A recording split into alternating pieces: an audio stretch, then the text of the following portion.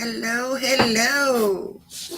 I had another little thing in here, but I don't see it anywhere that I was going to add in here. Oh well, I'll have to work on that later on. But anyway, let's get over here to chat. Good morning, Lillian Tittle. How are you, hon? How are you? I just thought I'd come on and do a little pop-up live. The real deal with Shonda. Hello, hello, honey. Welcome. And but yeah, I thought I'd do a little pop-up live while I have some time here. I won't say some free time, but it's been a long week and I've missed you guys. So I'm hoping that some people will pop on here and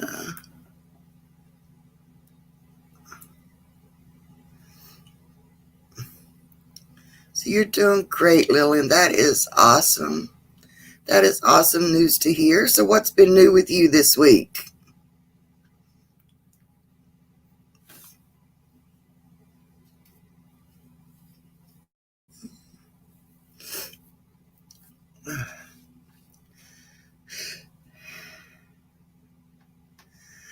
I'm doing okay, Lillian. I got a little how would I put it? A little freaked out with the flash flood earlier this week, and it was stressful, stressful to say the least. Being home alone was, I think, the scariest part, you know.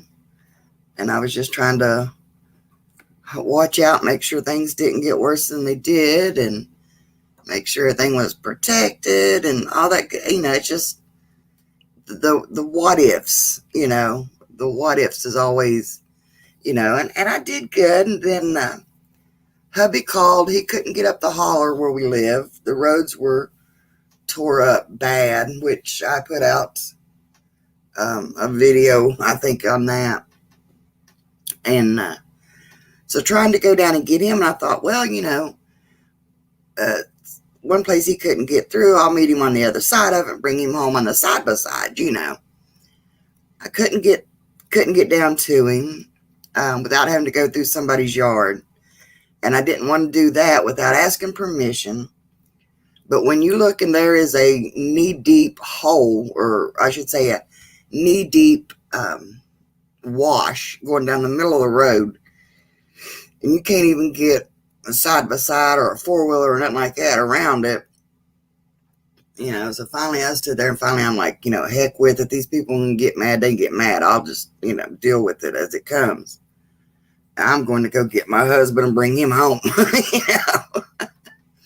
And so I went down and got him. And so Michelle, hello, hello, honey. Welcome, welcome. And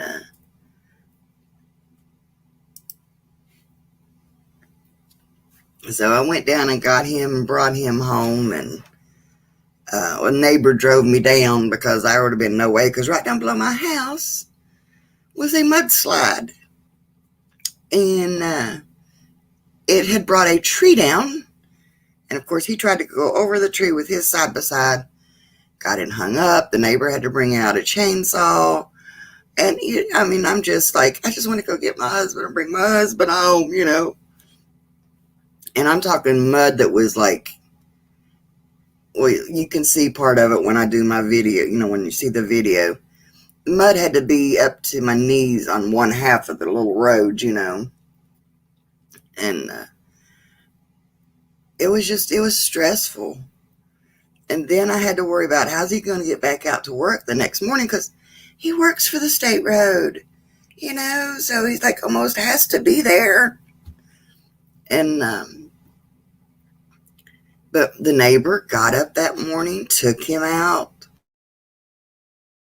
didn't get to work, and it was so stressful that I have slept about all day since then. I mean, um, I know for 2 days I've done nothing but sleep. And hubby looks at, and I looked at hubby and I said, "I'm sorry, I'm sorry, I just can't seem to stay awake." He said, "Well, I knew you'd be like that because that's the way my body handles stress. After I get to that point, then my body just shuts down. It just can't handle no more." And so I slept for on and off for 2 days, and it was nasty. And even last night we rode down so he could show me the roads and stuff. See, I was supposed to go get blood work done Friday, and I was too afraid to even try to drive out. I mean, I'm like, I ain't going out that road. Well, hello, cuz. How are you? How are you on this beautiful Saturday? Well, at least it's beautiful here, finally getting some sunshine.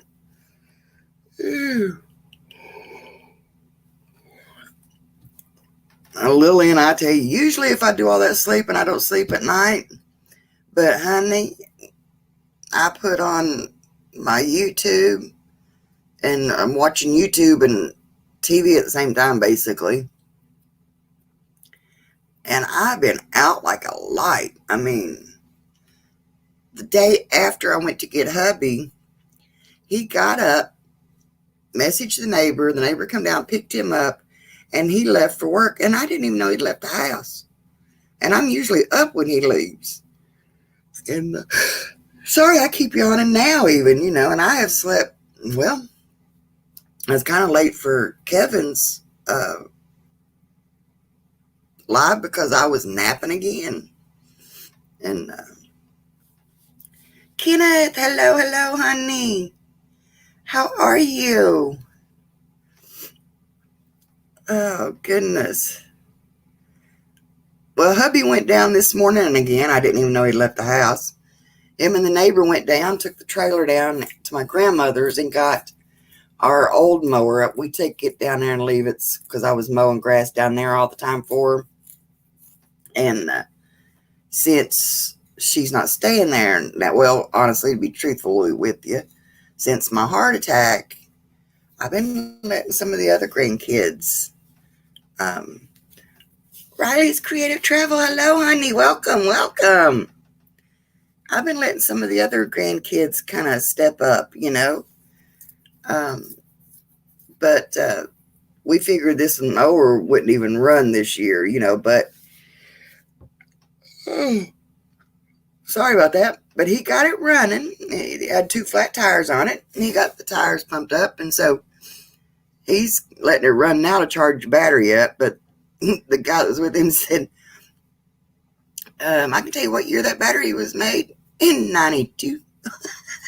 So, yeah, I could say that battery probably won't even hold a charge. But, so, it's just doing some loose ends and stuff because I really don't want to take my zero turn across some of this gravels and rocks that have come into my yard. And hopefully the state or somebody will come up here and kind of get some of this gravel and stuff out of the rock and the rocks out of my yard, because underneath all the gravel is nothing but sand. Yeah, Blaine, we got our money's worth out of that battery. That is for sure. I bet you we've had the mower for, well, we've been in this house since 06. And we got it in the early 2000s. And so I'm the type of person, I patch it up and I repair it up. That was really country, wasn't it? But I patch it up and I repair it until I can't get no more use out of it. Michael Santana, Hello, honey. How are you? And so I believe in using things till you can't use them no more.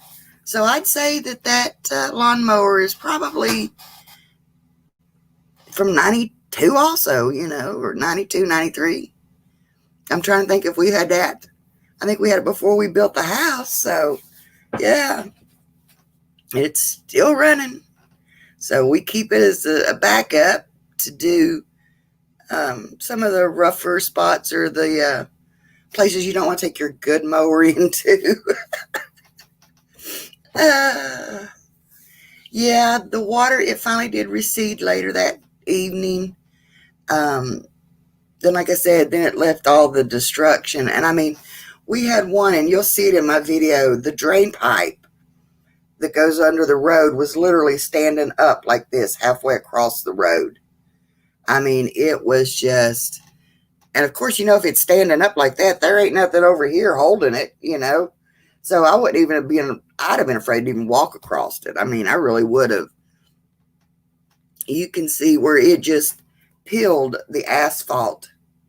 It just, like layers of onions where they, how they'll patch the roads or they'll, blacktop over it or whatever.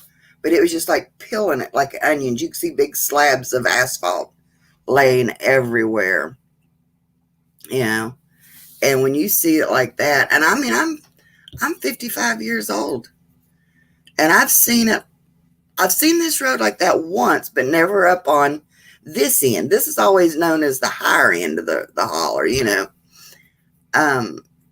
but it was, I mean, it just looked like bombs exploded in the road. And as you watch my video, anything that is in that has gravel on it now, there was no asphalt left. I mean, there was nothing they could, I mean, they just, and it's just been, it's been weird. The last time this did this was, I'd say, about 10 years ago, and that we had an Easter Sunday flood, and they call that the 50-year flood. It only happens about once every 50 years.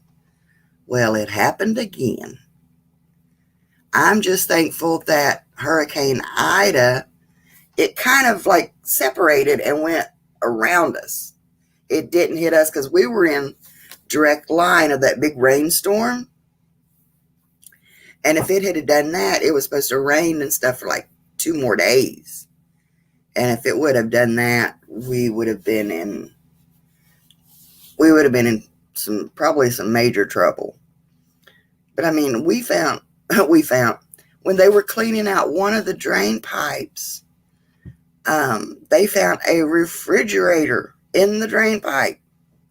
That's how hard that wind was moving. I mean, that water was moving. And we're like, where did that even come from, Because it's like one of those things, you do in the country. It's like, oh, I've never seen that up the road, it's supposed to be up here.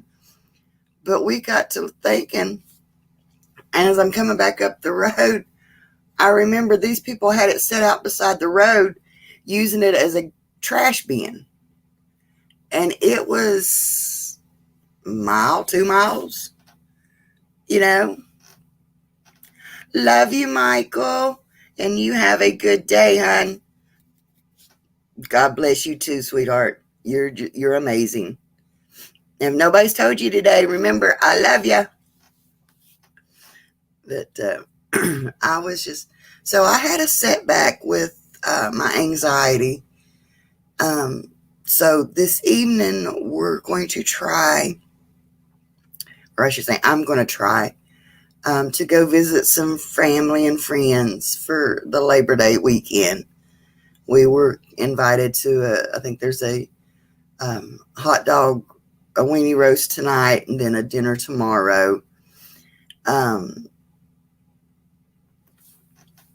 So I'm going to try and do that this evening. hubby was talking about it. And of course, he works with one of our distant cousins. You know how that goes. Um, and I know Kicking It Country knows how distant cousins works. Yeah. But one of our distant cousins, he works with him, and they were talking about it. So I could tell that he was kind of wanting to go.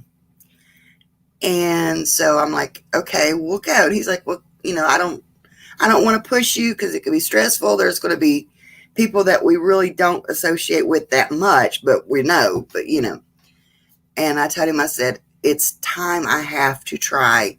I have to fight back, because if I don't fight back, I'll become a hermit here in my house. So I told him, I said, we're going to have to fight back. That's just all there is to it. I've got to fight back out of this. Michelle, they average, they said we got about 5 inches of rain in, I think that rainstorm lasted, maybe the hard part lasted maybe 30 minutes to an hour. But it had rained all day, and I'm not kidding. My mop bucket is sitting out on my back porch because, right, that's what everybody does with their mop bucket, right? And it is completely full of water. And that's at least 12 inches of water that's in that bucket. So, so over those 3 days, I would say, we got 12 inches of rain, but most of it was all in that one bad spurt. And honestly, sometimes I think maybe Ida came through sooner than they thought, But she gave us a dumping on. As far as I can tell, there's really no damage to the house. The water did, if you've seen the videos, it did rush through my yard and left a ton of sand and gravel that, I'm sorry, I'm old, I'm fat, my health ain't all that great. I can't get out there and shovel it up. So we got to figure a way to get it cleaned up. But it was also rushing underneath our porch. And I think it knocked a couple of, if the cement blocks, I got like 4x4 sitting on cement blocks. And I think it's knocked a couple of those loose.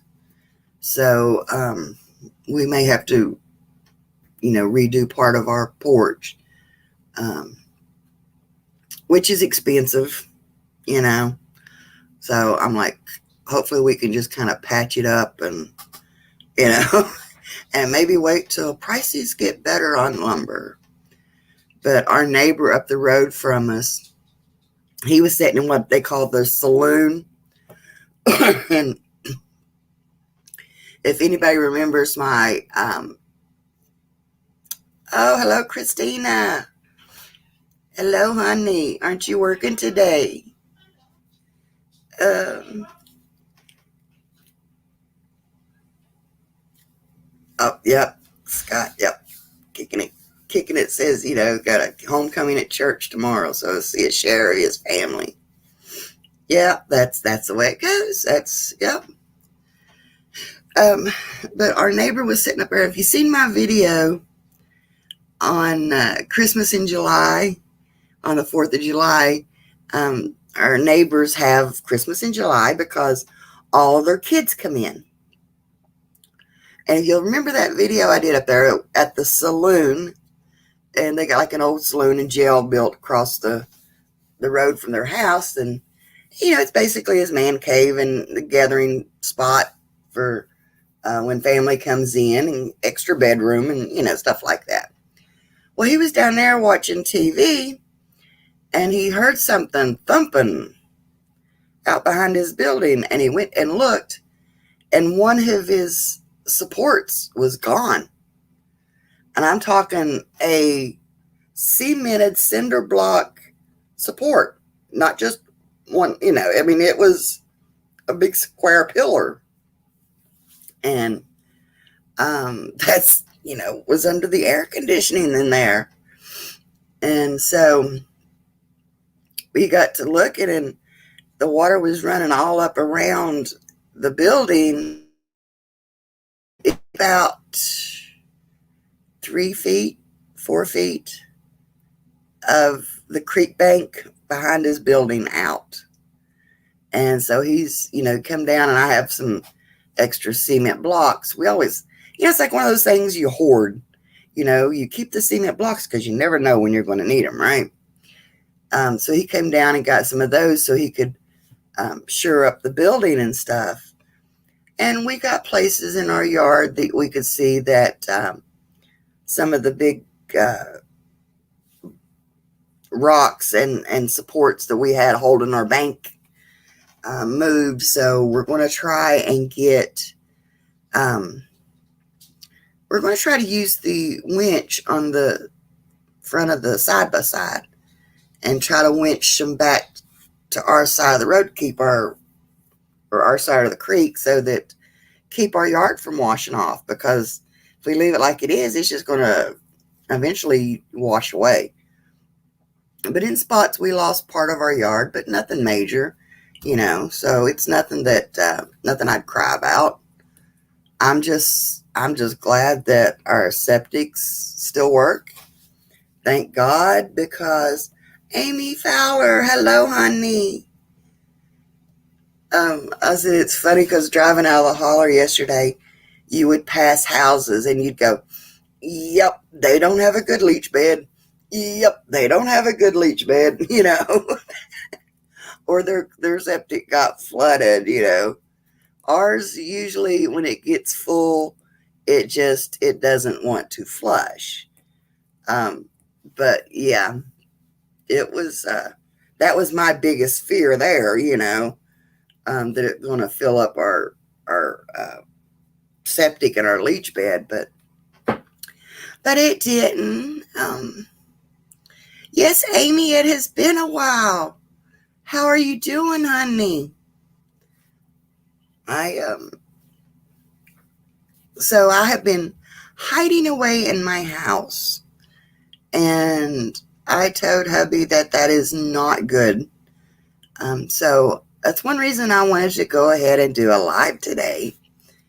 Is I've missed you guys, and right now, if you can't tell, you see me, twitching around here.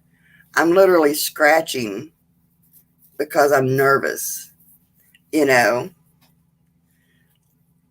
All right, Christina, get you a nap, girl.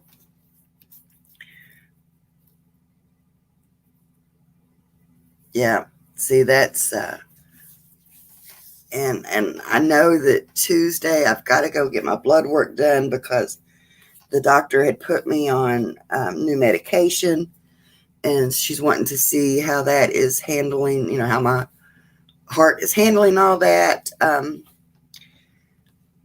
which I have to admit, since I've gotten everything lined out, my oxygen level has come back up into the 90s in my blood system. So when you go from oxygen level of, your high point was in its 80s, a low 80s, but it usually hovered in its 60s, you don't feel like doing much. But I finally got it back up into the 90s. I am finally feeling getting a little bit of energy back. And so now I'm just getting nervous because I'm waiting on our tent replacement to come in. I've got the Mayberry meetup next month, and if my tent replacement doesn't come back in, I don't know what we're going to do. I don't know if we'll just have to buy another tent and just set it up beside the vehicle, or I don't know. It's one of those things. With my anxiety and the OCD and the everything that goes along with the severe anxiety. Anxiety is just not like, oh, I'm nervous. My severe anxiety it is crippling. That's the sad part about it. It is crippling, but it has the PTSD with it. It has the OCD tendencies with it. It has the paranoia tendencies with it. That's why I usually have some kind of color in my hair to help ward off the paranoia, because if people look at me, I get really paranoid.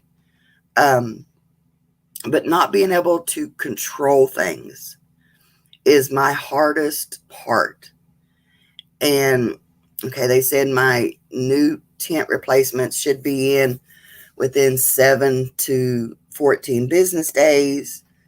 Monday or Monday will be 14 days, but I know it's a holiday. So I'm like, okay, now what happens if it don't come in next week? I mean, I'm counting the days.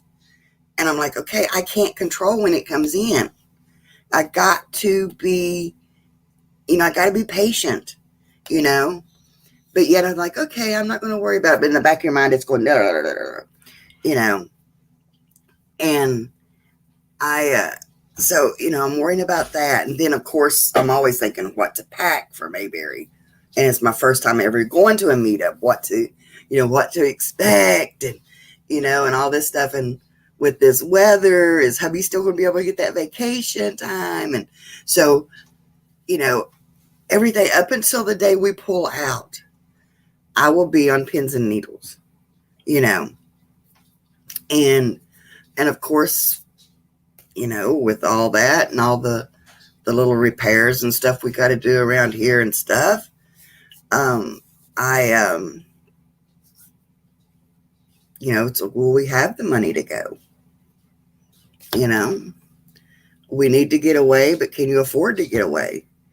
And that's one reason hubby asked if I wanted to go anywhere this weekend. And I'm like, it'd have been so easy to say, yes, let's just hop in the vehicle and drive up north, or let's drive up to the river and we could always sleep in there and, blah, blah, blah. But that means gas money. That means eating out for the two of us, taking care of the dogs, of course, if we eat out, they're not going to eat dog food. I guarantee you, if we pass through a McDonald's, yeah, they know what them golden arches are. They know it is nuggy time. So they want their chicken nuggets, Yes, Michelle, the puppy does help me. She is learning so well. When I first got her, because I knew she was going to have to learn to be able to pick up on my stress and stuff. When I would get stressed or I'd get anxious about something, I would lay her on my chest and love on her, And then, so she knows now that if she gets up there and she feels that, or she doesn't have to get up on my chest now, she's picking it up at a distance. She would get up there and she will love on me. Or she'll get up and just lay on my lap and let me pet on her. Yeah, Scott. That's what a lot of people say. They would have never known that I have severe anxiety.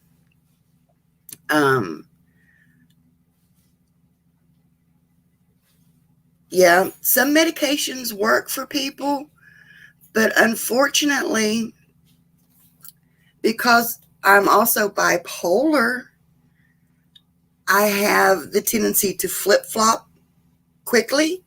So if they treat the anxiety, then the depression goes up. And if they treat the depression, then the anxiety goes up.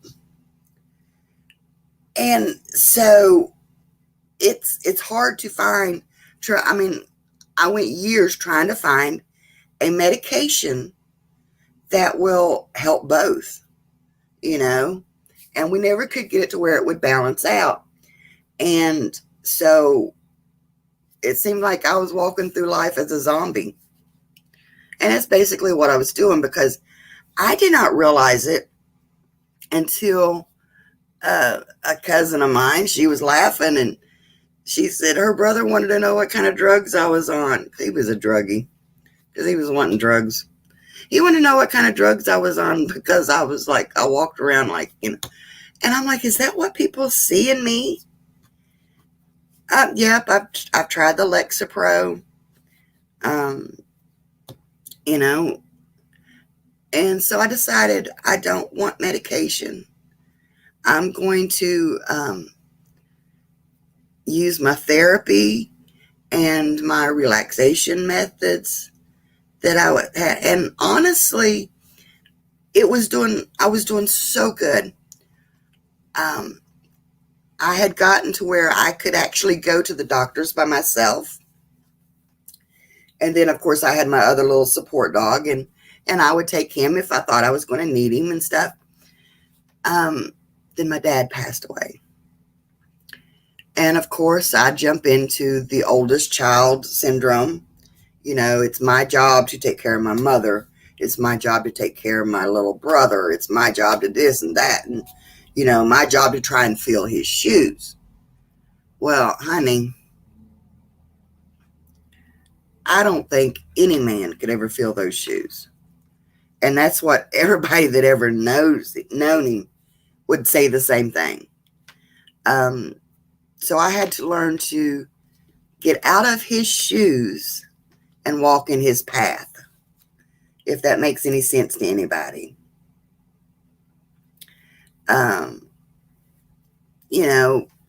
So instead of trying to live life as him, I had to learn to live life honoring him. Yes, I will try to take care of my grandmother as best as I can, but that doesn't mean that I'm the only one that can.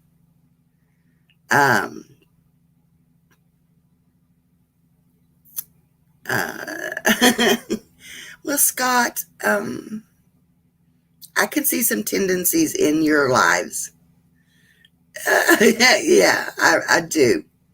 But see, it's the one thing, being on this side of it, you can spot the tendencies because we were there, and where I hid it for so many years. It was just, it literally locked my brain up. And I'm like, what are you talking about? I told the doctors, I said, what are you talking about? And he's like, how, this is the way he described it, how you put things in a drawer, instead of filing it away, you put things in a drawer. And then all of a sudden that drawer gets so full that you can't open it because things get caught. He said, that's your brain. I'm like, that don't make sense. Wait a minute, maybe it is making sense, And so if you think of it like that, that's basically what it was. I had so much information that I didn't deal with and file away that it just bound up everything. And so that was basically one of my last days at work, because I couldn't function. I will be honest with you all. My husband would come home. I would be sitting in the same spot that I was that morning. Literally sit there with the laptop on my lap so long, playing games, that the fan had burnt a spot on my leg. Where the cooling fan, where the heat, yeah. And he would check the sink to see if I had ate. He would make me take a shower. And that's one reason I decided I want control of my life. Because at that point in time, I had no control. My brain had shut down. And there was parts of my life that people say, oh, remember when we did this and that and this? And I'm like, no, I don't remember that. They're like, you don't remember that? That we had such a blast, And then they would start talking about it, and then it would start slowly bringing my memory back. So it's like I went through a spell of amnesia, you know. And there are probably still parts of my life that, unless something triggers, sometimes that's a good thing too. But I don't like it. So yeah, so now you know why I'm a control freak sometimes, and I try not to be, um, because living with this, I had to learn to include Rick into things. I had to learn to tell him what bothers me and why it bothers me. Um, so he now knows. That's like, I had an appointment with the heart doctor last Friday, and he's like, I'm going to take off work and take you. Um, and so he's like, because I know you'll cancel it. And I would have, and I hate to admit it, but I would have, because for one, it was early in the morning and I wouldn't have time to psych myself up to going, because literally to go out, I have to build up my anticipations of how good everything is going to be. Miss Ellie, hello, honey. And so, it's like I got to not make it up, but I have to pump myself up, get myself excited. Hello, Gina. Oh my gosh. Hello, honey.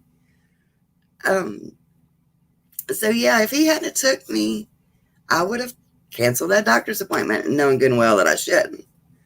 But yeah, stress is it could be a very crippling thing.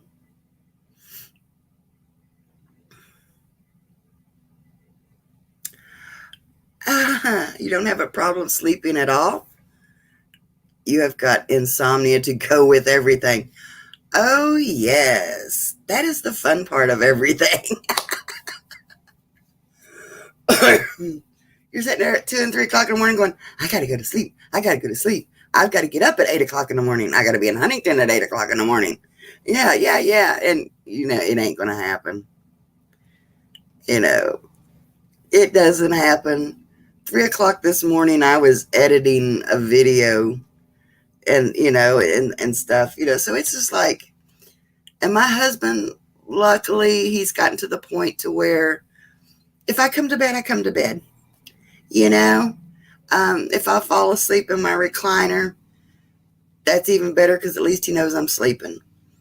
If I'm having a rough time, sometimes you'll see him peek out the door, and if I'm awake, I'll wave at him, let him know I'm okay.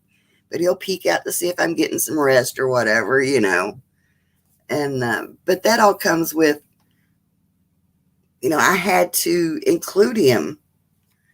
I had to include him in what was going on in my crazy little head. And that's like I try to tell him, if you put, okay, most people have satellite now or whatever, and you've got 100 and some channels, and so take that remote and just hold next and let them channels just flip through. That's what my brain is like. That's how my brain works. And I always call on it dumb it down. I've got to dumb it down in order to focus on something. It's like I tell Rick, if we're watching a movie, if it don't get my attention the first 3 to 5 minutes, forget it. And usually if I'm watching TV, I pull a Kenneth. I'm watching TV, I'm on my phone, I'm either watching a video or moderating a video or, and then probably doing something else at the same time, and, but yeah, I mean, I'm tickled to death to see Gina in here. I'm just like, oh my gosh. Now I'm all nervous and stuff, man.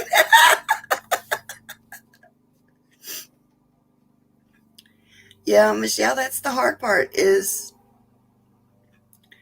um, you have no interest in anything. But once you find, I mean, I've got a quilt. Where's the pieces at here? Here's one of the pieces I'm working on. I've got a quilt that I'm working on, and it's going to, well, nope, that's not part of it. I mean, that's part of it, but that's not the part I was looking for. Oh, yeah, it's getting over here.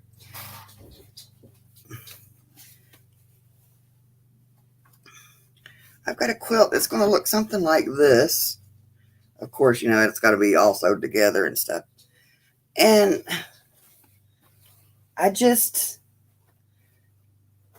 I'll work on it a little bit, and then, I mean, I've got all of my pieces cut and ready to go.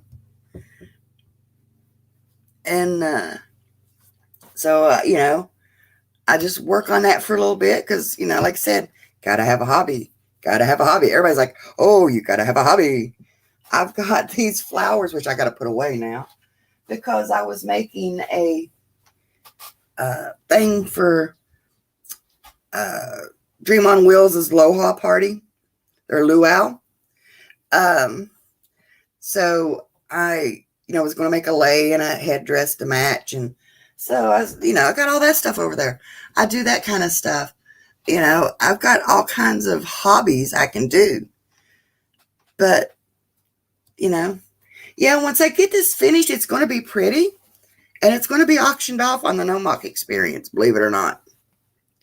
So, yeah, and it's just I'm making it into like a throw, because if I try to make it a blanket size, yeah, it's just going to be too much to try to ship it and everything. Susan, New Horizons. Hello, honey. Oh.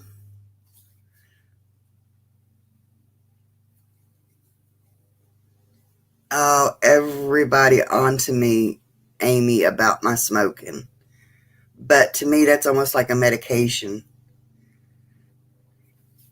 Yeah, Michelle, that's going to be auctioned off for the No Mock Experience. We're trying to get a bunch of us are crafted up a bunch of stuff to, just have like an auction over there. And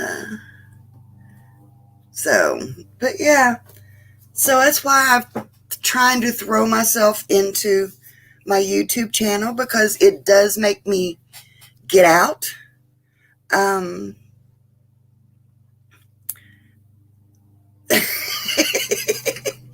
Miss Ellie, yes. That's what I tell. If I don't smoke for my health, I smoke for your health. Because if I didn't smoke, you'd get hurt.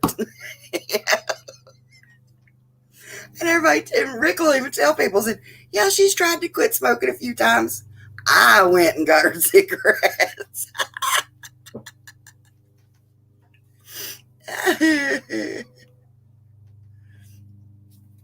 Oh, goodness. But yeah, I mean, it's just,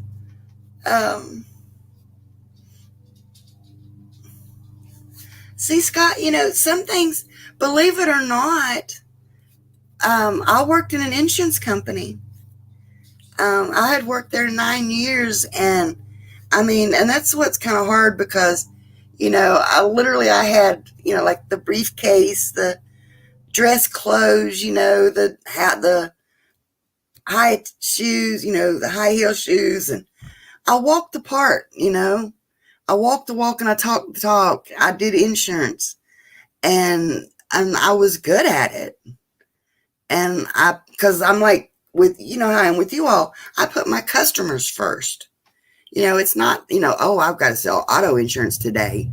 No, honey, you need to be insured against this or that because of, And that's what I always did because Ron Darrow, hello, hello, honey. And so I went from doing that, the 9 to 5er, to absolutely nothing. The doctor's telling me I can't work. What? You know? And then I was always big in church too. I would get up and sing at church. I would, you know, substitute teach some of the classes. Whatever I was doing, I was involved in it. Come to find out, that was part of my coping mechanism. Was I was hiding everything. I would compensate for it. And so with my way of thinking, if I'm going to have to be out in public and be looked at and stared at and talked to and blah, blah, blah, then I'm going to give them reason to. You know, if I've got to be at the party, I'm going to be the life of the party, you know.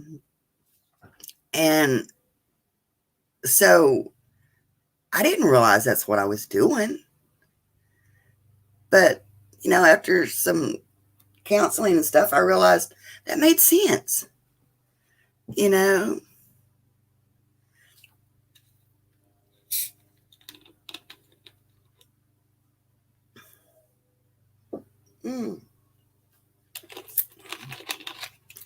See, Susan, I have had 2 other doctors. One was my therapy doctor, and one was my even my family doctor at the time, which, well, he still is my family doctor, that told me that trying to quit smoking would be so much of a stress on my heart and my system.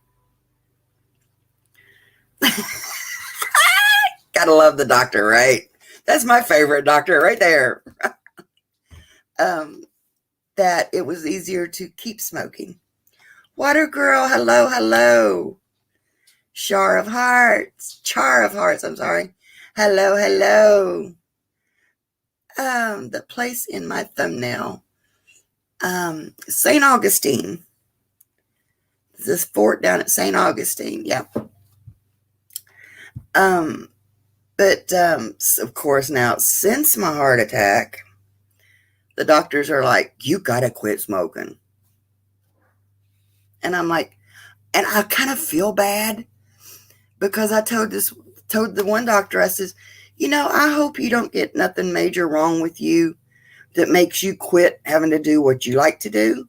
You'll see how hard it is. And he was big into cycling and stuff like that, you know, so. And all of a sudden he started having back problems. And I was like, oh my gosh, I felt bad then because now his back is, you know, bad and he's got to have surgery on his back. And, you know, and I'm like, oh, I'm sorry I jinxed you. And Michelle says she goes to, I'm sorry, I'm just sitting here rambling on and on. And Michelle says she goes to a craft store and looks around and there isn't anything that she's interested in. I have no crafting talent at all. I'm not a very good conversationalist, and it's hard to meet people. Yeah. What do you like to do? You know, I can make a hobby out of watching TV. I can make a hobby out of sleeping. But, you know, do you like flowers? Growing things? You know, what one person considers a hobby may not be what somebody else considers a hobby. You know, you know, training dogs. Some people call that a job. Some people call it a hobby. You know, it's, you know, finding what you like to do and what you would enjoy spending time doing. Now, unfortunately, where I am so scatterbrained, it is hard for me to focus on one particular thing, As I said, I could have 3 or 4 crafts going at once, but I'm trying to focus on one thing. And so that's why I've got my sewing machine still set up over here, because of my quilt pieces over here, my quilt blocks. Um, aren't those cute? See all the I gather fabric and the dress forms? Fabric goddess. That's what I am, a fabric goddess. Yeah, reading. Reading could be a hobby, you know? So, I mean, it's what I think of a hobby. It doesn't have to be something productive as doing, something like this. And a hobby is something that you can find peace and tranquility in, you know? Sometimes I just like going back to the top of the mountain and just sitting. I can make a hobby out of that. Just getting recentered. Amy, hello, honey. Welcome in. Um, my husband teases me. He says I could make a hobby out of, being on the pontoon. Yeah, I could. Because if you'll notice that one video, I think it was the last one I put up on the pontoon, there's a picture he took of me, and I'm just kicked back on the couch, and I was about to go to sleep, and I could do that because I can unwind. And that is one thing a hobby will help you do, is get you out of your mindset. See, Gina, there you go. She draws when she's stuck in a van. It's just, that's you could even make a hobby of sending postcards to people. You know, Amy Fowler loves to color. See, macrame. There's just so many, separate dollhouses going right now. I tried, oh my gosh, I tried one time. I had a Victorian style um, dollhouse that I wanted to build. Yeah, I think I got the ground floor and the um, lattice work around the bottom of it. Yeah. Yeah, that's as far as I got. But now you give me a real hammer and nails and some wood, I'll build you anything. Yeah. So, yeah. I taught myself how to macrame, actually. There's somebody said here, yeah, if you can tie your shoes, you can macrame or paracord. I taught myself. My son had a costume he was making. Water boy, hello, honey. And if I miss y'all coming in, I am so sorry. And he had like these medicine looking bottles, bottles look like old medicine bottles. And so he wanted to hang some from around his belt, and then we fixed a shepherd's hook to look like it had like herbs that they would use back then, and we hung some of those medicine bottles from it. And so I had to learn how to hang those bottles without them falling. So I got on YouTube and looked up how to macrame. First one I had to redo because it didn't look too hot, but I did get it done. But yeah, and games. Like I said, my phone is now, it's under here. I keep games on my phone. And even if I'm at the doctor's office, I start getting nervous. I start playing games, and that's what,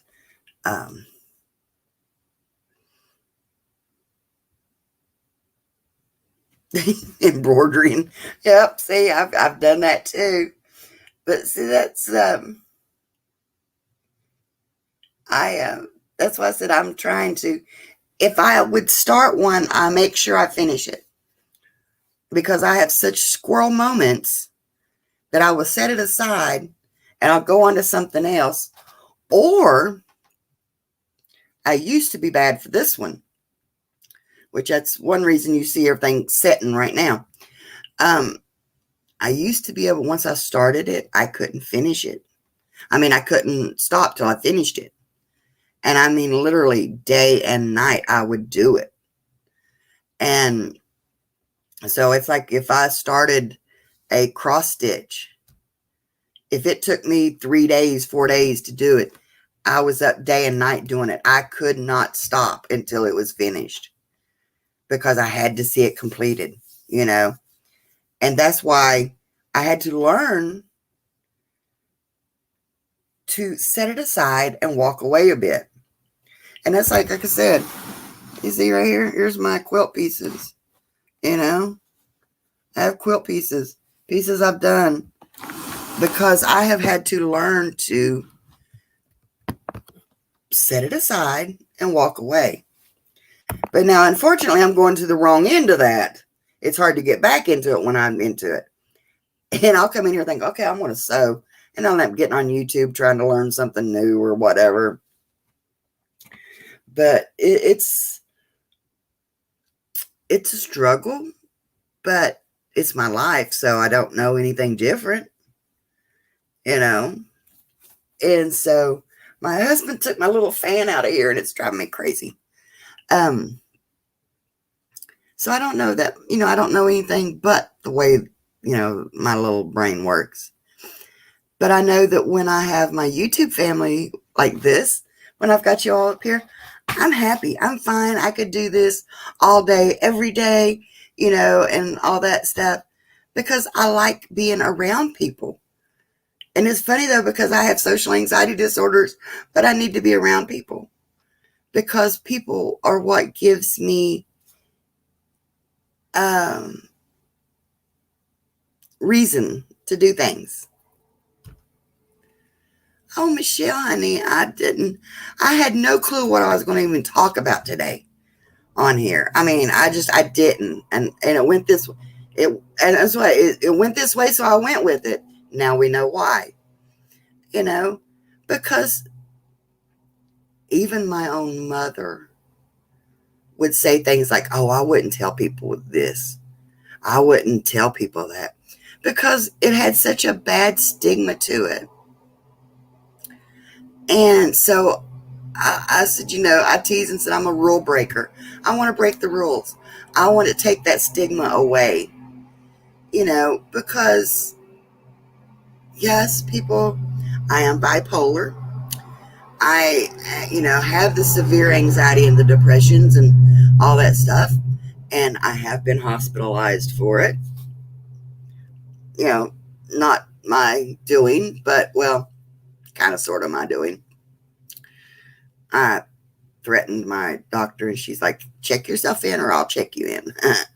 So, but she made me mad. She was late again, you know.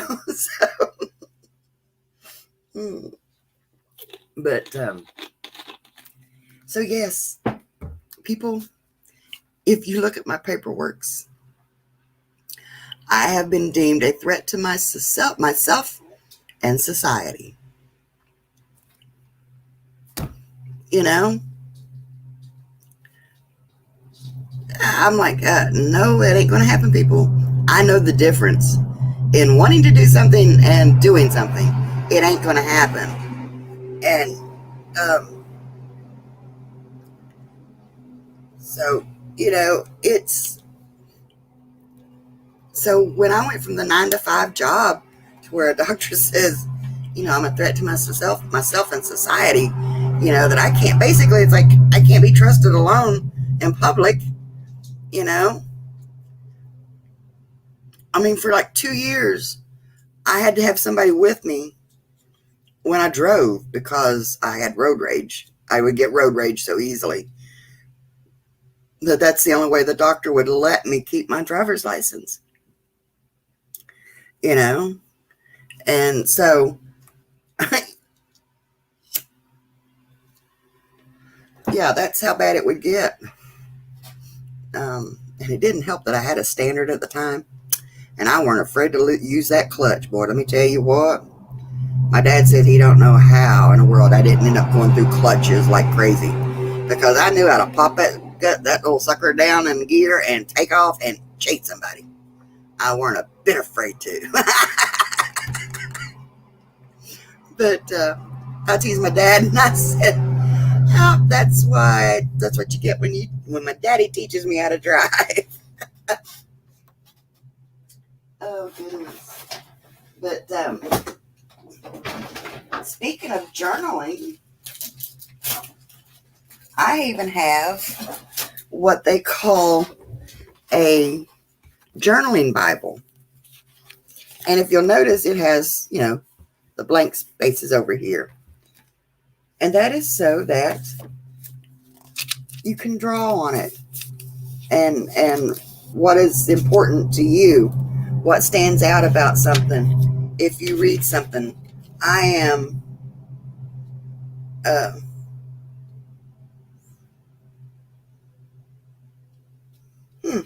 phone number of somebody I don't even know about. Psalms, sing to the Lord a new song. So there's my musical notes, and just little things like that. I mean, yeah, I've done. See, it was mentioned again. So it is. Like I said, I've tried it all.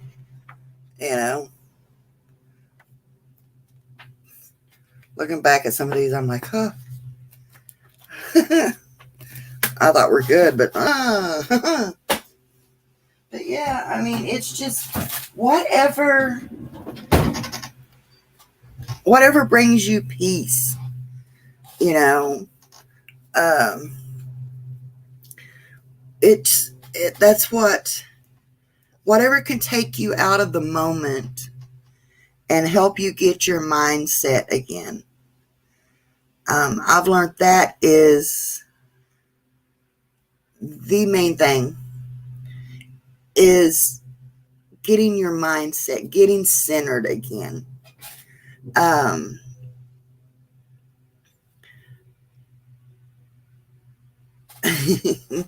Stupid that is.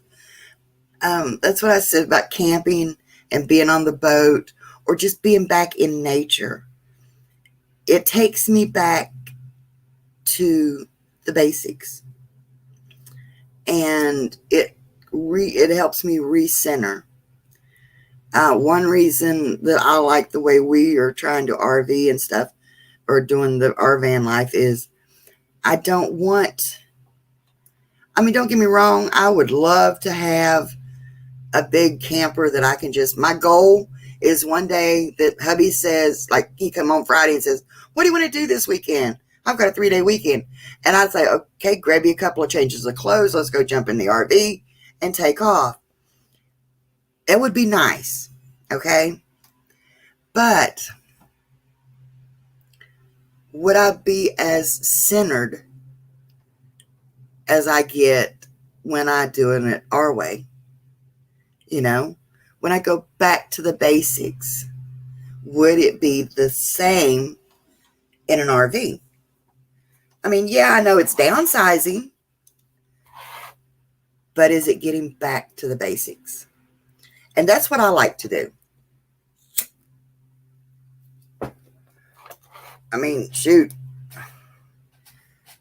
I'm frugal, I tease my husband, I want to start dumpster diving, seeing what I can find in dumpsters that I could upcycle or reuse, or even sell at a yard sale. Who knows?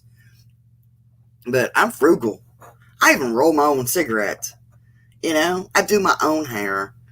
And you can tell I don't do much with my nails, but I'm not one of those that say, hey, which since I've been moderating, I have been keeping them cut shorter. They're usually like twice this long. So that I keep them shorter so I can type.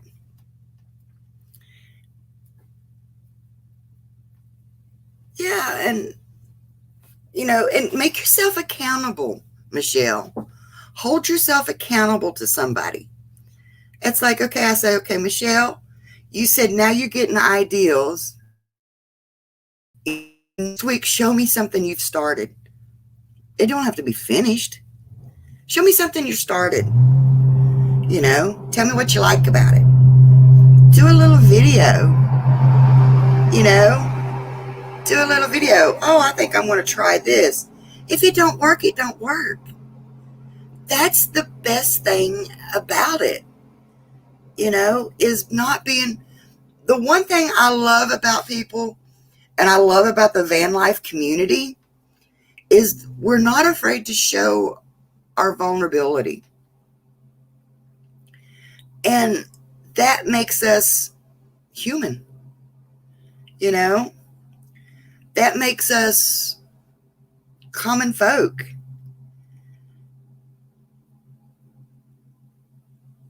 Oh, yes. Oh, thank you. And that's what I try. I try to surround myself with loving people and supportive people, because there is, like everybody says, there's too much hate and animosity and jealousy and negativity out in the world. And you know what? I'm 55 years old. And I can't say I've lived a hard life, but I've lived a stupid life, I guess you could say. I've been ran over by a car twice. I fell off the rock cliff. I've had, my body break down on me, try to kill me. And I've had the heart attack and died on everybody twice. I'm 55 years old. I shouldn't have had to go through all this stuff. But it also makes you think, if all this could happen to me at 55, how much longer have I got left?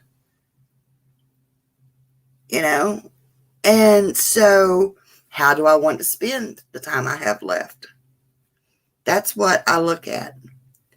Do I want to spend it living in negativity? Karen, hello, honey. Rick, Rideshare Road Warrior Rick. Even though I have a hard time saying the name, I love the name. Hello, Rick. But yeah, life is too short. And if we don't take time to enjoy it, then what the heck have we even been here for? Rick's going to be 71. And I can guarantee you, I can look back on Rick's channel and say, that man right there, he loved his life. He lived his life. And that's what I'm talking about, people. I looked back, especially after my last heart attack. And, my dad had passed away. And honestly, I will be honest with you all, when my dad passed away, I wasn't suicidal. And don't get me wrong, I was not suicidal. But I didn't care if it happened. Because I'm like, so what? If I die, I just get to go be my daddy. I get just a, quicker way to see my daddy. And I got to realizing my dad would have been the first person in the world to smack me upside the head, And after my heart attack, I've got a reason for being here. I have got a reason that God has brought me through all of this stuff. There's a reason I survived. So everybody's like, oh, well, what's your reason? I don't know. I don't know what my reason is. Maybe it's not my time to know. Maybe in due time I'll know. But until I find out, I'm going to live my life, to find it. And so, I got tickled when I watched Van Vita, when I watched Paula doing all this stuff. Yeah, I could say, I could go through my midlife crisis and bungee jump and all this stuff. No, I've tested fate way too many times. No, ain't going to do it. I am not tempting fate. But if I've learned that if I don't share my experiences with people, then why did I go through those experiences? Maybe me going through those experiences helps somebody else going through those experiences. Maybe it's just, maybe it's like a little support group for somebody. Who knows? But, it is life. It's part of my life. And so from day one, I have, not hid it from anybody here. It's just been part of me. Yeah, I think we all live vicariously through Paula. Sometimes we're looking at her like, what are you thinking, woman? But yeah, I'm afraid of heights. Ain't no way I'm going to get up there and do that. I'm fine. I can look down as long as there's a railing around me. Woo, boy. But just to walk out on a platform like that, ain't no way.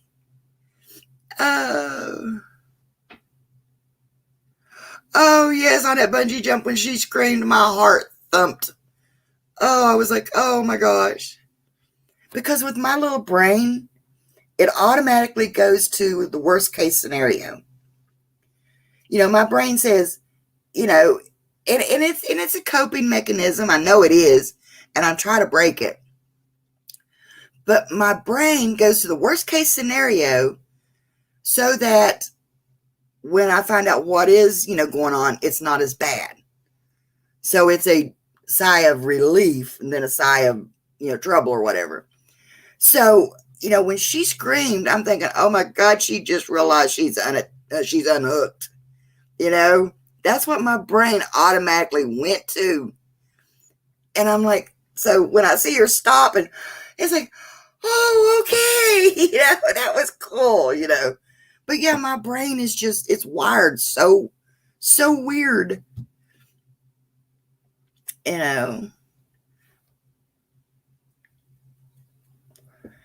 You'll do the zip line in Fremont, but nothing else. Yeah. Amy says she does that too. You automatically go. I mean, it's like, I've got good news and I've got bad news. Which one do you want first? Well, give me the bad news so I have something to look forward to. Because I can always look forward to the good news, right?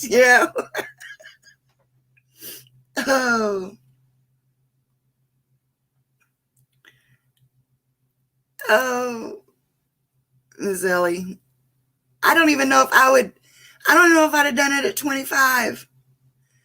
I don't know. I don't know if I could have.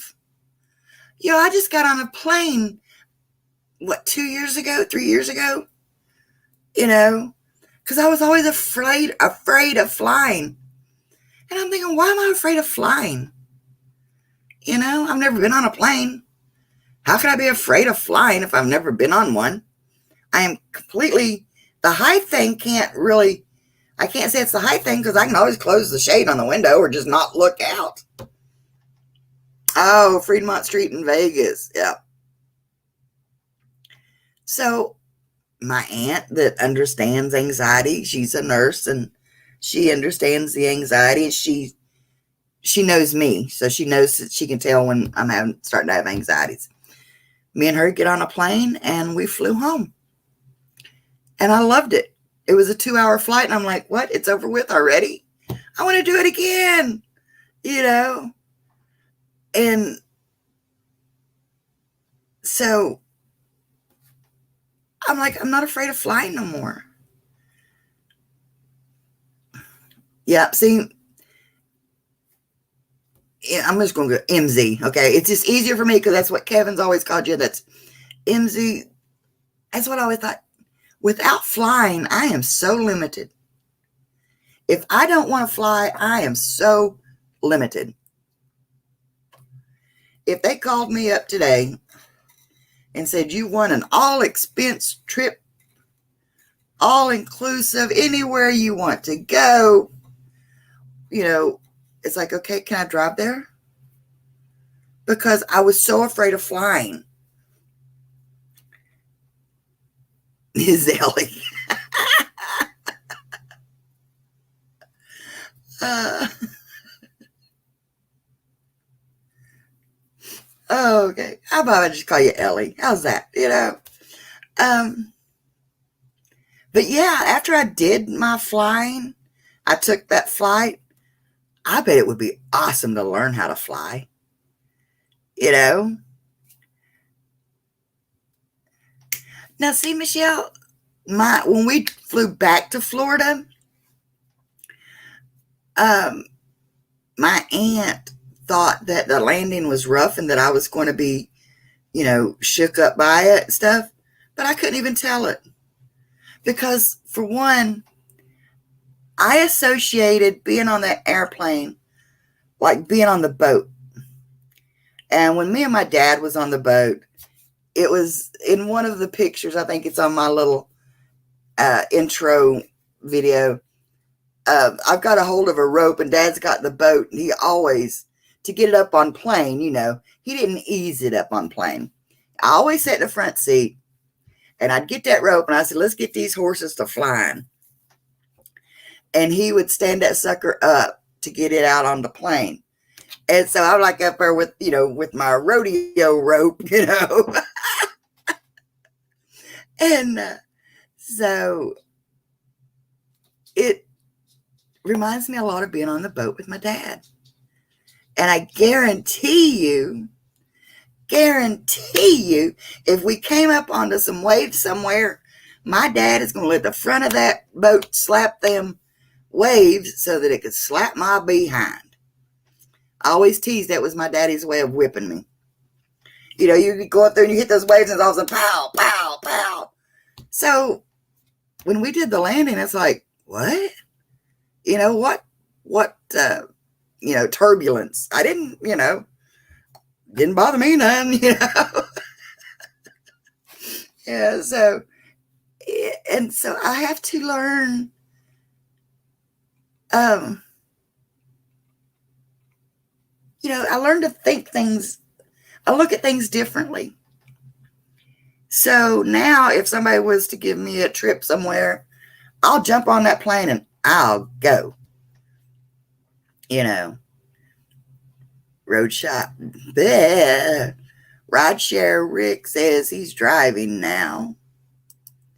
Yes, be careful, Rick. Please be careful. But then again, like, somebody mentioned earlier, I like being able to travel on, take the back roads, as I call it, because we miss so much of nature's beauty, and to be honest with you, until I became a YouTube creator, I didn't see the beauty in a lot of stuff, but trying to see what, you all would see through it, my lens. It's made me stop and it's like, oh yeah, well, I like this, so I'll film this. But no, wait, you know what? This is kind of pretty over here too. Let's do this too, And so it makes me stop and look for the beauty in life. And until you've actually stopped to look at the beauty in life, you haven't seen it. You'll see the pretty things, but until you stop to look at a little tree growing out of the side of a rock. Don't sound like much, is it? But just think, where did that tree find the dirt to embed itself in? What you see the beauty in nature, how even with this flooding that went on, how Mother Nature reclaims, And there was some people, and God, I feel so sorry for them because they just moved into this trailer. They just bought this trailer and this lot and moved in. And this flood came through, and it was like, hopefully it didn't do no more damage than the bridge that they drive over to their place. But the first thing they did, so they didn't have to weed eat the creek bank, is they went through and they sprayed it all and killed all the weeds. Okay, it looks good. But then Mother Nature comes through. And what happens? It took out most of that bank. Because it didn't have the root system that Mother Nature supplied it through all those weeds and grasses and everything. It didn't have the structure underneath to hold that creek bank there. So, Mother Nature reclaimed another one, If you mistreat it, she's going to reclaim it. And that's the way life is, people. If you don't get your roots solidly grounded, you could get easily swept away, with every rain that comes through, you can be, tossed to and fro. So find what makes you centered. Find what gives you that peace. After we got my hubby home and stuff that night, don't get me wrong, I was terrified. But I had wanted to call him. Hubby asked me, he says, I bet you was scared. I'm like, oh, yeah, but I handled it. He looked at me like, tell me the truth. I said, yeah, before noon, I wanted to call him, tell him to get home quick. I didn't want to be up here by myself, blah, blah, blah. But I knew I couldn't do that. I had to be a big girl. So I wrote it out. I was centered, and I wrote it out, and I didn't get tossed to and fro. When I went to get him and I got him home, and, he came in, he took a shower, and I knew he was safely home, I fell apart. I got so nervous that my legs shook. And he's like, what's the matter? I said, just knowing you're home, I can relax now. And you know how you kind of tense up? So when I untensed, I was shaking all over. But I got through it. And that's what you all got to remember. There is nothing that you can't get through. If you can't get through it on your own, call me. Send me an email. Matter of fact, let me see.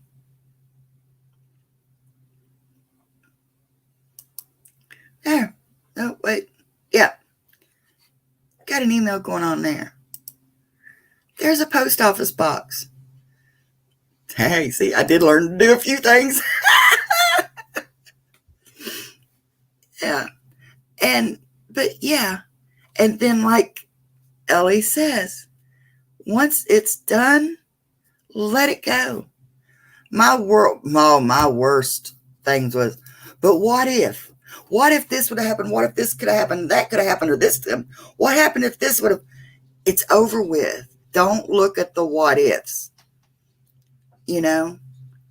Get through what you got to get through and let it go. Don't hold on to it. And that's like with anything. Do not hold on to anything like that. Oh, Amy, thank you. I don't feel like I have. I feel like I'm stuck. I feel like I'm stuck in my channel, and I don't know. I don't feel like I'm holding up my end of the bargain, but I do what I can do, and I try to do the best that I can do. And to be honest with you, Hubby didn't get the, usually in the summertime, hubby is paving. He's on a paving crew. So he works more. So he gets, some overtime in and stuff. And we have a little bit more money and we could take off on the weekends and do things. But this year, some of the guys got jealous. And he didn't get to go to the paving crew.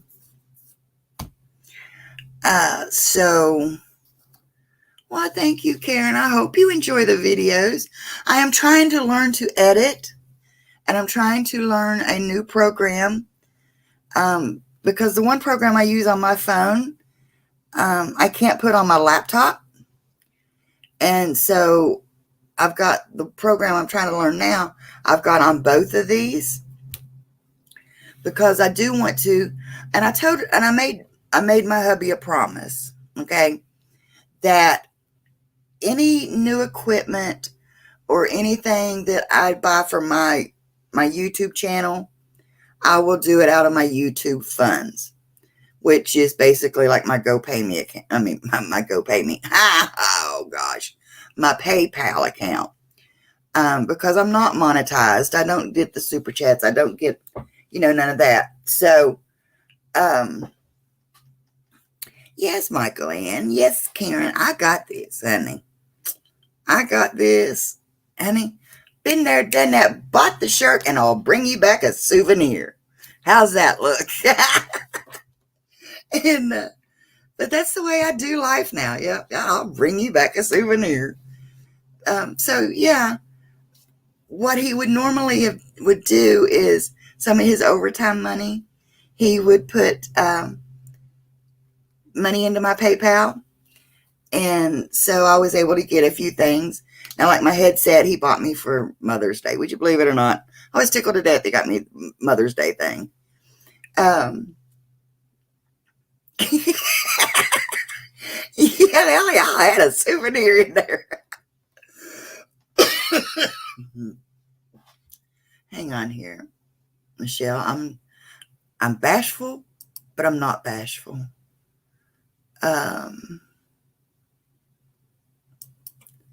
Put that across the bottom of the screen there. How's that? Yeah. But okay. Yeah.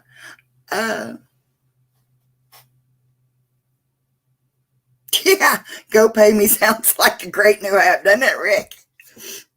That's when your brain works faster than your mouth does, Oh, yep, I had a souvenir in there.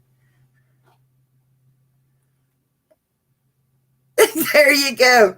I got the scars and the t-shirt to prove it.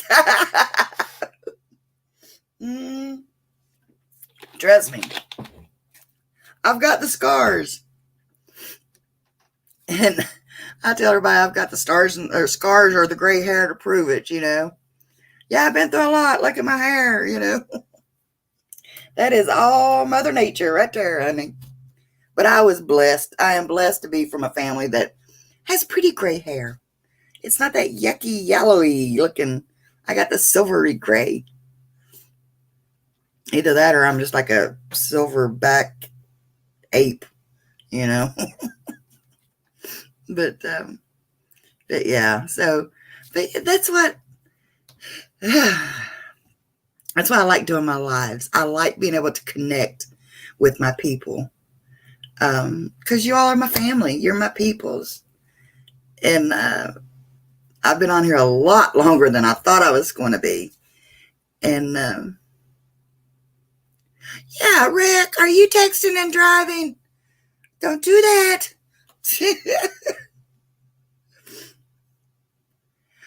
Believe it or not, Michelle, I have had people ask me where I've gotten my hair done. What color is that in my hair? I'm like, honey, that's Mother Nature gray right there. Every bit of it is Mother Nature gray. And where I sweat a lot, it's not, it's a little dirty right now. But when I get all shiny and fresh out of the shower, I get outside. Yeah. Is this a Words Are Hard day? It is, isn't it? Yeah. Words Are Hard podcast day.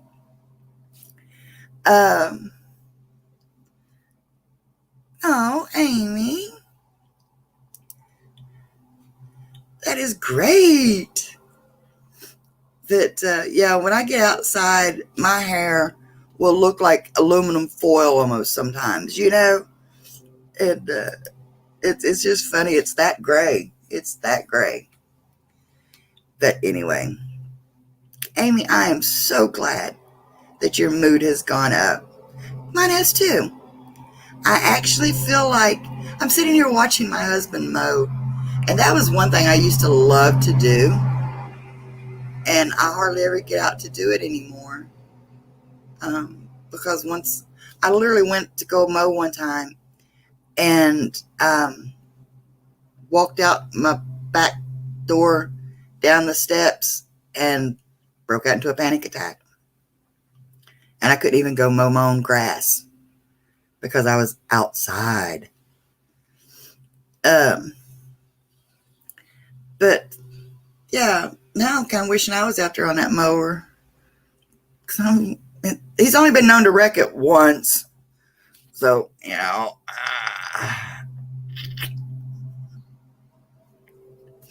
no, that's not my age. That's not my age. There's another meaning to that. But yeah. Let's just say I like racing. I am big into race cars, and my dad and them would take me to races, demolition derbies, stuff like that when I was in a stroller.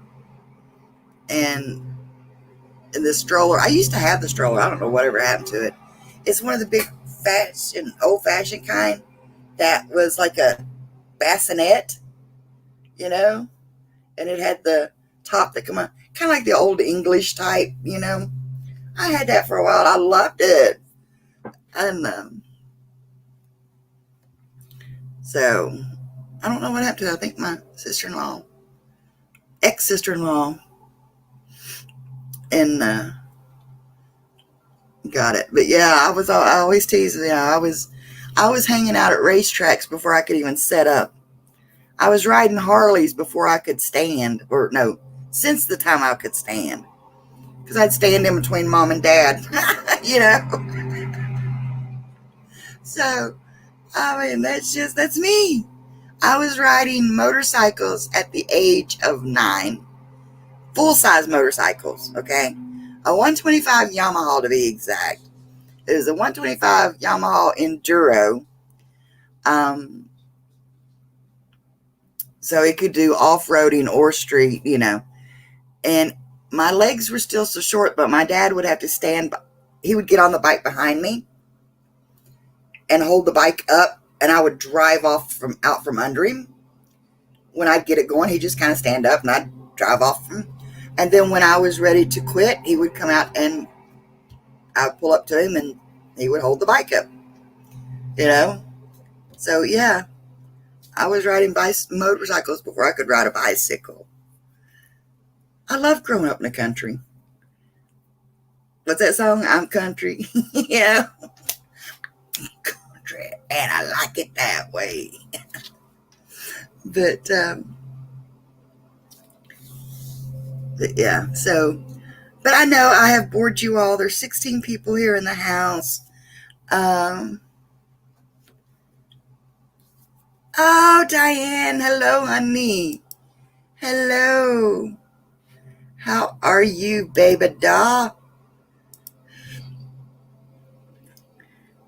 And, but yeah, we're just kind of hanging out. Be honest with you, building up my courage. I want to go out this evening to some friend's house. And might be some good video if they will allow, I won't video anybody and put on YouTube without their permission. So, but, if nothing else, it'll be just a good outing for me. And, but this lady how do I put it? I call her like my sister, but she's actually a distant cousin. She's a dear, dear friend. And they go back in Florida. She goes back in Florida, to and from Florida. Slow down, Angie. Let your mouth catch up to your brain. She lost her husband about 2 years ago now. And they loved to travel, And, oh, Ashley's World. Oh, I'm sorry, honey. I did not see you slide in. Thank you to my awesome moderator for catching that for me. Thank you, thank you. And welcome, welcome, Ashley's World. She loves to travel. They traveled all the time. And she said it's one thing she's going to miss. And I'm like, well, that's one thing I don't have is a travel buddy. Because mom's back. She can't travel too far, in the car and stuff. So me and my cousin was thinking about if we have the money and if we have the time and everything permitting, that we were going to take off. Ashley's World going live tonight. Okay, and what time are you going live, baby? But me and Mary were talking about in January going to Arizona to do a meetup out there with Box Van D. I told her, I said, I'd love to go, but, Rick can't get off. And even if he did get off, I couldn't come back to West Virginia, get him, then go to, and mom can't make that trip out there and back, But she's like, well, I would think it'd be kind of cool. And she's all about the throwing the mattress in the back of the SUV and, pulling off the side of the road to sleep. And, she's all about all that stuff. So she's a van lifer from way back, people. They used to haul campers, to deliver campers to different places and boats and do stuff like that. So, Ashley is going live tonight at 9 p.m. Okay, honey. I will mark that down over here. And if I'm home, I'll put it to you this way. If I'm home, I will jump over there. Lost my ink. Oh, there it is. And because I'm actually kind of looking forward to getting out tonight. Usually by this time, I am trying to find a way to talk myself out of it. Okay. But now I'm actually looking forward to it. So, yeah. I see hubby's putting the vehicles back. He's almost finished mowing. He is such a good person. I cannot give him all the credit that credit is due. I mean, he is, like I told him last night, I know living with me is hard. MJ Vlogs in Canada. Hello, hello. That's a new one for me. Welcome, MJ. Introduce yourself and tell me how you found me. Yeah, Ashley says she is Eastern Standard Time. I love getting to meet new people. So if MJ would, yeah, Ashley, I don't care a bit. I do not care a bit. I want to see what your, I don't want to say what your standards are. I want to, I would want to know what you tolerate, what you don't tolerate and stuff like that, because, everybody's different. And I know my mods on here and stuff for the most part, yeah, you can tell when I've been on Discord because I start getting weird stuff. You have some trolls on your channel. Yeah. Well, see, that's what I watch for. And that's why I tell people, when you come in, introduce yourself. You know, we want to get to know people. That's what we're all about, is, you know, expanding our circle of friends. So, MJ, we would love for you to introduce yourself. Tell us about yourself. Tell us about your channel. You know, give us a chance to go check you out and you know, become friends and subscribe to the channel and all that stuff, because I believe in supporting each other, you know.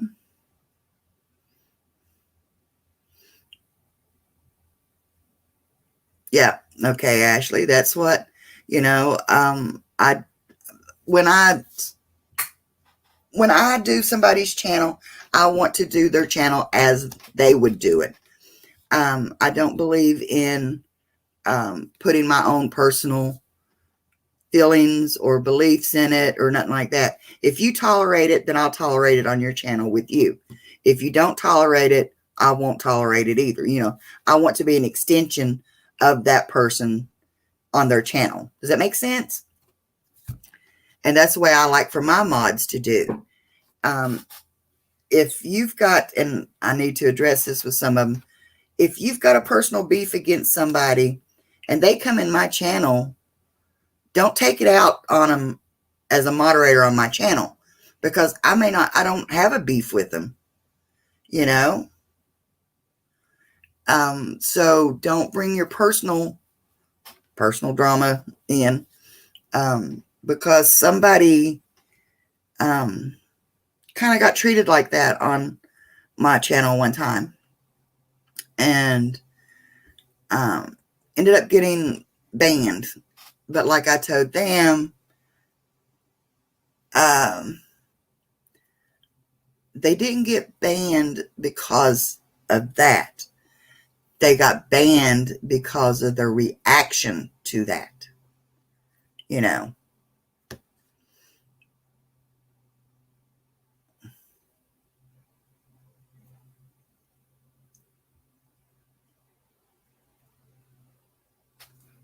And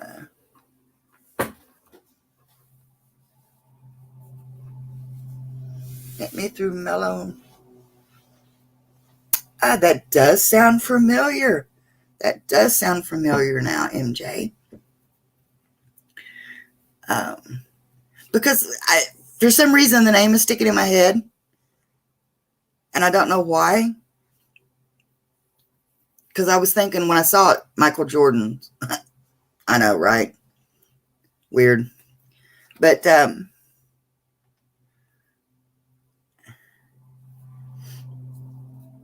yeah, so yeah, just that's the way I like for my mods to be, and that's the way I want to be a moderator for other people. You know, that's like, even like on Kevin's, he basically says he's given us mods free range to do what we feel is necessary, but he also knows that we're going to do what it takes to, you know, for him. You know, we would be respectful. But I won't do anything new without asking him, you know. If I see a continuation of a problem, then I will email him and say, hey, you know, this person keeps coming in and doing this and this. What do you want me to do about it? You know, because that may be a 20, 30-year-old friendship of his that I don't understand their, you know, their interactions with each other. Shoot, my goodness, look at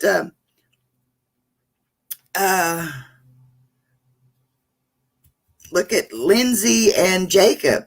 If somebody saw them going at each other like that in a chat room, they would think, okay, these guys hate each other, you know, and stuff like that. But we all know their interactions with each other. So, boondocking with Boomer. Hello, hello. Oh, how are you, Mr. Lance? If you're in the area, I would like that, Ashley. I really would. So that's what I would really like to do that. And like I said, I'm trying to get back up into a routine, and that's what brings me um, to another point I wanted to ask. I know there's only 18 of yous in here, and tell you the truth, probably only half of yous listening. So let's call it like it is. I've been wanting to set up some regular live streams. Okay, and hang on, I'm getting nervous out here. Ow, ow, ow. I've been wanting to set up some regular live streams. 6 centimeter, taking the epidural now. Wow. Oh, Ellie gonna be grandma. Ford Man, I knew you'd be lurking back there, baby. I can't wait to meet Ford Man. But here was my question. I thought about doing a normal Saturday live like this, about this time of day and stuff. But if I'm camping somewhere, or if we're traveling somewhere, or even if me and hubby just wants to go to Walmart and do our shopping, then I've got a live stream right in the middle of everything. You know what I'm saying? So that's one thing I kind of thinking about, is if I do it on a Friday night or Saturday, then Recyclable Homestead, hello. Oh my gosh, hello.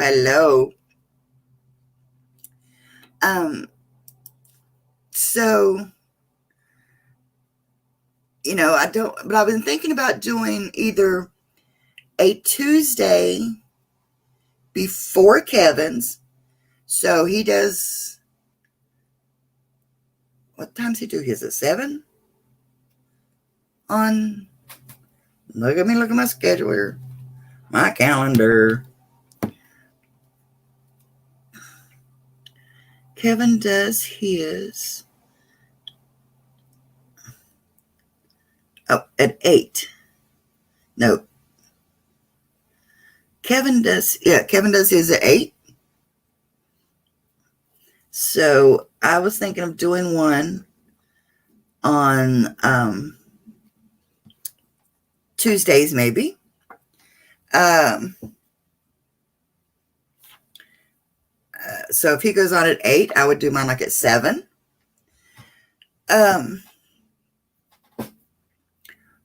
Or it'll be 7 Eastern time.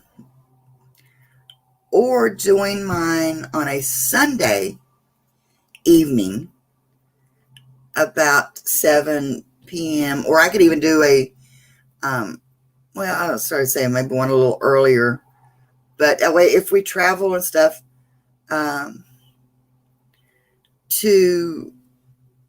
if we're out for the weekend, then we'd be home by Sunday evening that time to,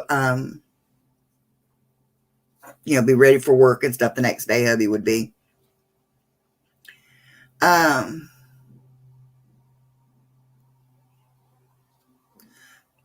Michael and Diane, I seen that, and I went in to try to undo that, but I realized I couldn't do it. But yeah, see, that's another thing we talk about. As a mod on Kevin's channel, we know that person, and so yes, thank you, Diane, for taking care of that. And but back to what I was saying. So I'm not for sure if I should do a Tuesday live or a Sunday live. Because even if okay, like this is a 3-day weekend.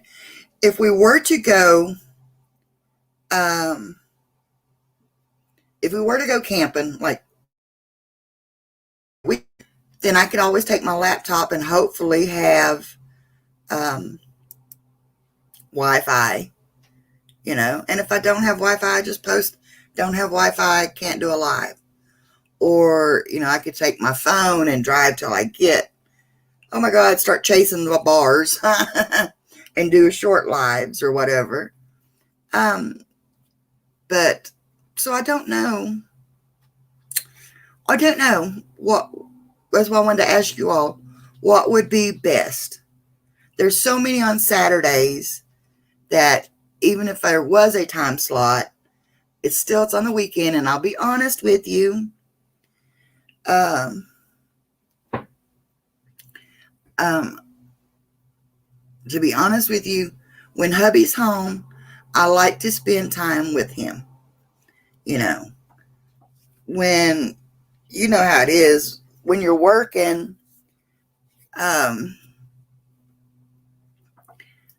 you're 40 hours on the job, driving back and forth, and the shower and the dinner, and then sleeping, you're only home a couple of hours a day, So when it comes to the weekend, that's why I used to try to keep the grass mowed and all that stuff so he didn't have to do it when he got home.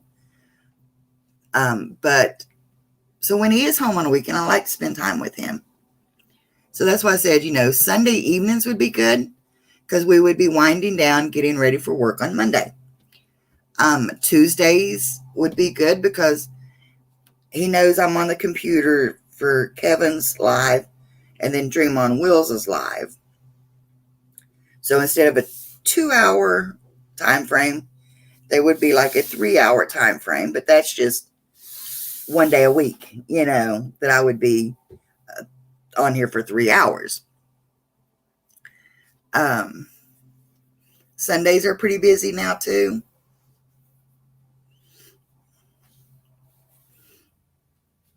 Well, that's why I'm kind of thinking about doing the Tuesdays.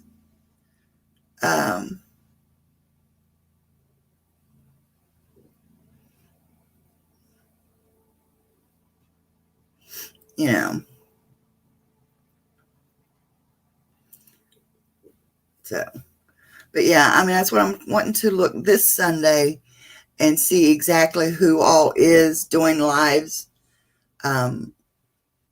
so that I don't step on any of anybody that's been, you know what I mean, that's in our group and, like that. Yeah, Ellie, I do try to put hubby time first because, like I said, living with me is not easy. I put him through a lot. And he does, he works hard for us. He's a good provider. And like I said, when I go south in the winter, he foots all that, my check goes automatically into the bank.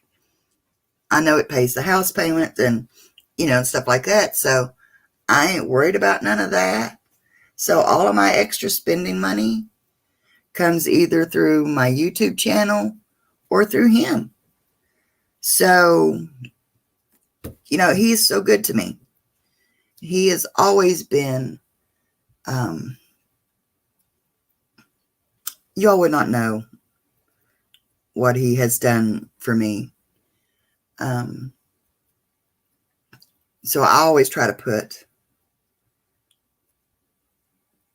him first. We have been married 21 years.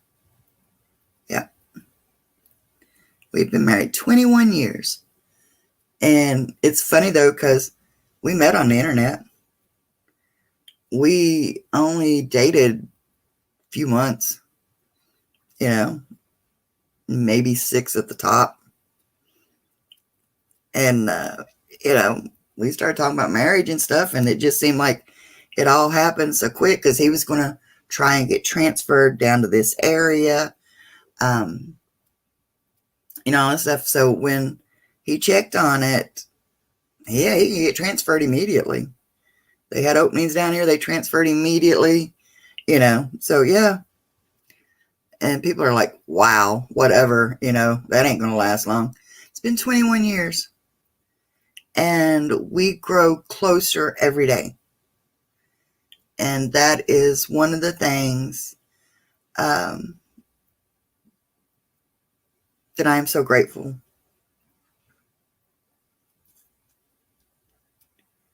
Yeah, Ellie, he is very understanding. But like I said, I had to quit trying to hide things from him. I had to let him know how my brain worked. If he would say something, I can't just blow up at him because, I'd have to tell him, I said, well, when you say it like this, you mean it like this, but this is the way I hear it. So I had to teach him all this stuff. I won't say teach him all this stuff. I had to share this stuff with him because how could he know how my brain worked if I didn't tell him?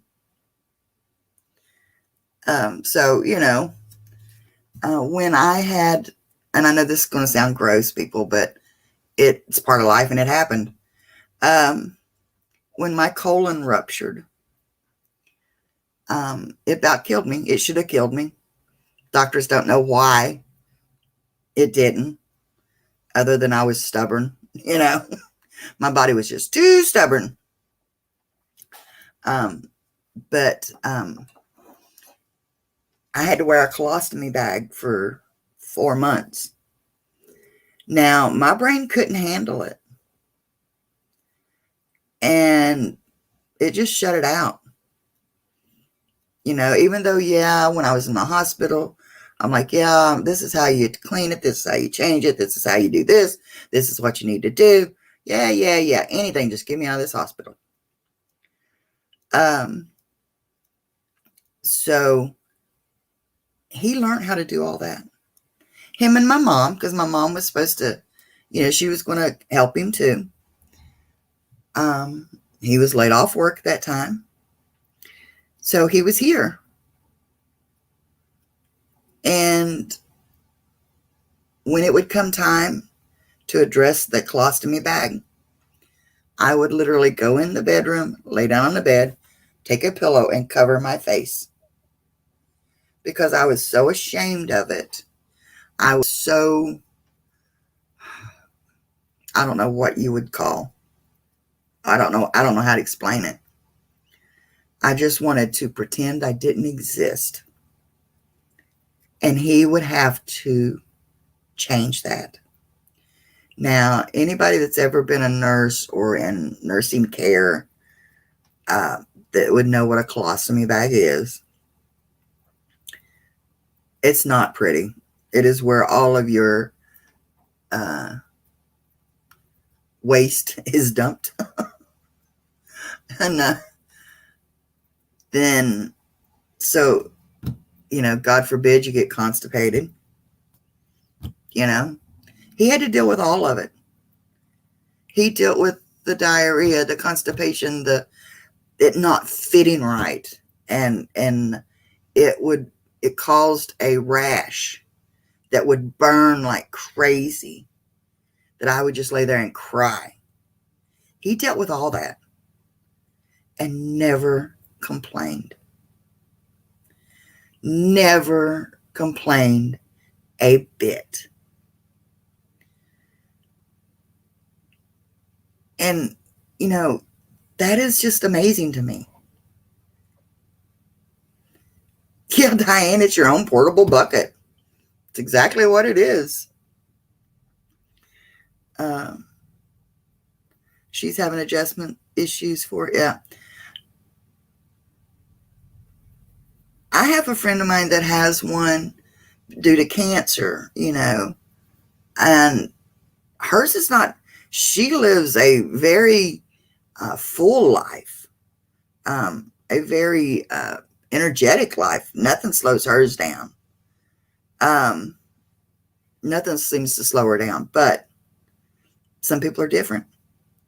You know,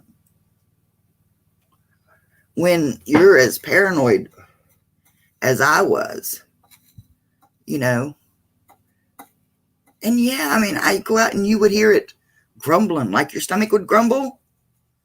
You could hear that when you would go to dump, and you couldn't control it. When you had to go to the bathroom, it just went to the bathroom. And so I'm like, does other people hear that? So I'd be like, oh, that's my belly growling. You hear that? That's my belly growling. No, it wasn't. And so I stayed home.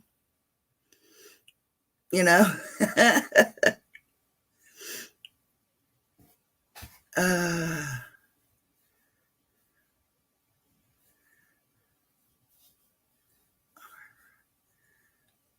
yeah.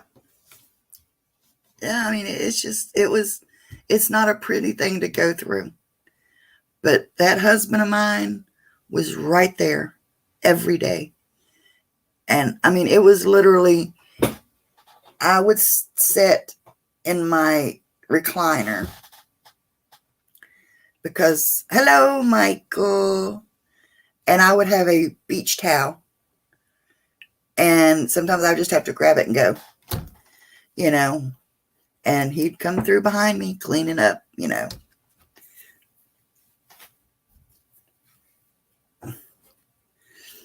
So, but yeah. So yeah, I mean, I am thankful to have him. And like it was said earlier, communication is the key. Communication is the key to anything, whether it's a communication between me and Rick or communication between me and you.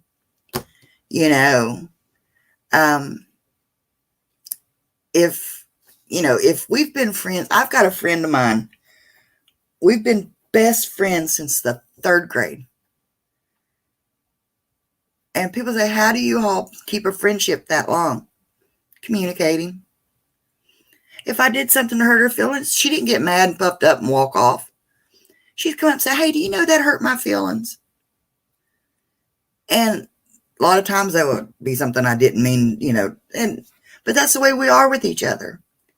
I have some friends of mine that somebody said something about this and that. It's weird because somebody said I said something and, it was a he said, she said type, but they never came to me and asked me. Never did they ask me about it. They took took it from hearsay, and at one point in time they had cut ties completely. And Mom's like, oh, you all are such good friends. I'd try to patch it up. Well, no. If they're going to take somebody else's word over it and not even ask you, is it worth it? But we are on speaking terms again, but that's the way. Communications is the key to everything. But anyway, hubby is done. I heard him coming in and oh my God, I've been on here 2 hours. Did not realize I was on here this long.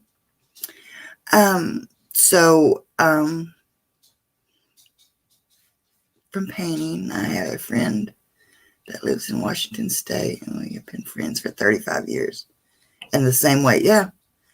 My friend that I've had, since, like I said, since the 3rd grade, she can read me inside and out. And I'm surprised because I haven't talked to her in a while, and I have been depressed. I'll probably get a message from her soon saying, hey, I know you're not up to talking, but, just know I'm here. And she always seems to know when I need her, when I need a message from her. She sent me flowers, or she brought up flowers and a birthday card for my birthday. She's never done that in all the years that we've been friends. But she knew I needed them at that point in time. And, she's amazing like that. And so that's why when I say I call you my friends, I do. I call you all my friends I honor our friendships. I value our friendships. So, all 18 of y'all that are in here, when I call you my friend, know that you are loved, you're respected, and I enjoy seeing you. I really, I am going to jump off here now. Um,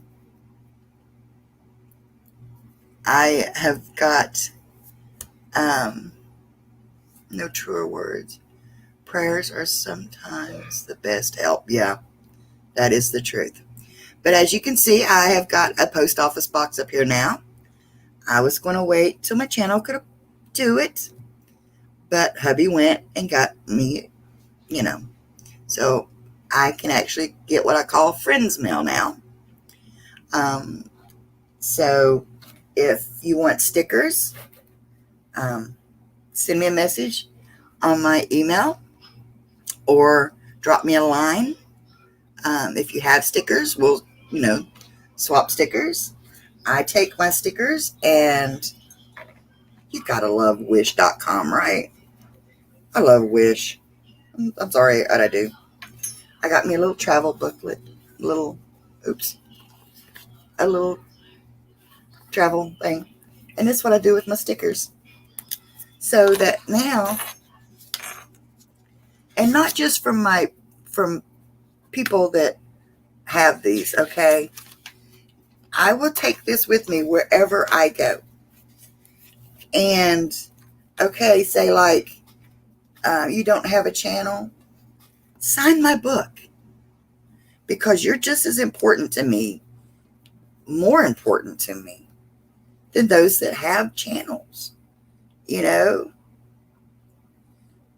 And so, yeah, when I see you, ask for my book. Ask if you can see my book. Sign my book, So, yeah, if you want stickers, send me an email. If you want to drop me a line, if you don't want to send an email, you can drop me a line at this post office box. That's where I get my friend mail. I don't call it snail mail. That is my friend mail. Cards, letters, notes, whatever. So we can keep in touch, Okay. But I love you guys. You all have a very safe weekend. Enjoy your weekend. Enjoy your family and friends. And Rick, right there. I just call him Road Warrior Rick. You be careful out there. Diane, Amy, Michael, Santana, Ellie, all of you guys. Fordman, Amy Fowler, Ashley's World, Karen, all of you. Michael, Ann, Michelle, all of you guys. Have a blessed weekend. Know that I love you. And hopefully we'll get to talk soon. And let me know, drop me a note, let me know what days you think, if Tuesday would be a good time to do a live. So, I love you guys very much, and I will see you all on the next go around. Bye.